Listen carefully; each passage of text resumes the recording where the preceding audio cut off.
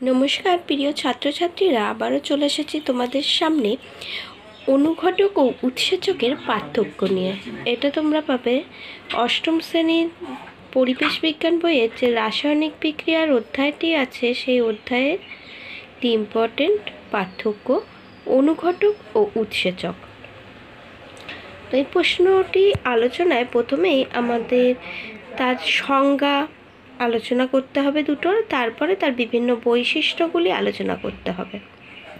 তো দেখো, অনুঘটকের সংজ্ঞায় যেসব রাসায়নিক পদার্থ বিক্রিয়ায় উপস্থিত থেকে বিক্রিয়ার বেগকে ত্বরান্বিত বা মন্দীভূত করে কিন্তু বিক্রিয়া শেষে নিজেরা অপরিবর্তিত থাকে তাদের অনুঘটক বলে।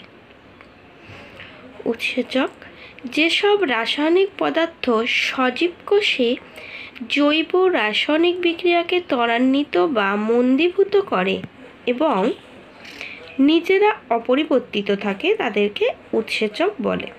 ঠিক আছে, তো দুটো সংজ্ঞার ভিতরেই কিছু একটা পার্থক্য আমরা লক্ষ্য করছি। কি না, অনুঘটক কী করছে না, রাসায়নিক পদার্থ বিক্রিয়ায় উপস্থিত থেকে, ঠিক আছে, বিক্রিয়ায় উপস্থিত থেকে বিক্রিয়ার বেগকে ত্বরান্বিত বা মন্দীভূত করে কিন্তু বিক্রিয়ার শেষে নিজেরা একই রকম থেকে যায়, অর্থাৎ অপরিবর্তিত থাকে, এদেরকে বলা হয় অনুঘটক। আর উৎসেচক কী করে না, রাসায়নিক পদার্থ সজীব কোষে জৈব রাসায়নিক বিক্রিয়াকে ত্বরান্বিত বা মন্দীভূত করে ঠিকই অনুঘটকের মতো, কিন্তু এরা নিজেরা অপরিবর্তিত থাকে, তাদের উৎসেচক বলে।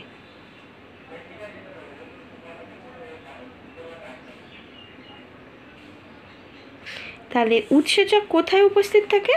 সজীব কোষে। আর অনুঘটক কোন ক্ষেত্রে থাকে? অনুঘটক হলো কোনো রাসায়নিক পদার্থের বিক্রিয়ায় থাকে। ঠিক আছে, দুজনের কাজ কিন্তু মানে বিক্রিয়াকে ত্বরান্বিত বা মন্দীভূত করা, এবং দুজনেই কিন্তু বিক্রিয়া শেষে অপরিবর্তিত থাকে। কিন্তু হয় কি, অনুঘটক সাধারণত রাসায়নিক পদার্থের বিক্রিয়ার ক্ষেত্রে কাজ করে, আর উৎসেচক রাসায়নিক পদার্থের সঙ্গে সজীব কোষে জৈব রাসায়নিক বিক্রিয়াকে ত্বরান্বিত করে। ঠিক আছে, এবার চলে আসি ধর্ম। অনুঘটক এরা প্রোটিনধর্মী নয়, আর উৎসেচক হলো এরা প্রোটিনধর্মী।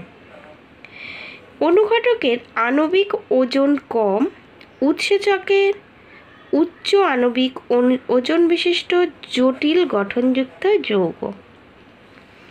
সক্রিয়তা, অনুঘটকের সক্রিয়তা তুলনামূলকভাবে কম, কিন্তু উৎসেচকের সক্রিয়তা উচ্চ আণবিক ওজন বিশিষ্ট জটিল গঠনযুক্ত যৌগ। ঠিক আছে, এরপরে অনুঘটকের সক্রিয়তা তুলনামূলকভাবে কম, উৎসেচকের সক্রিয়তা তুলনামূলকভাবে বেশি। উদাহরণ, অনুঘটকের উদাহরণ হলো ভ্যানাডিয়াম পেন্টক্সাইড, উৎসেচকের উদাহরণ অ্যামাইলেস, লাইপেস, এগুলি। এই হলো আমার অনুঘটক ও উৎসেচকের পার্থক্য।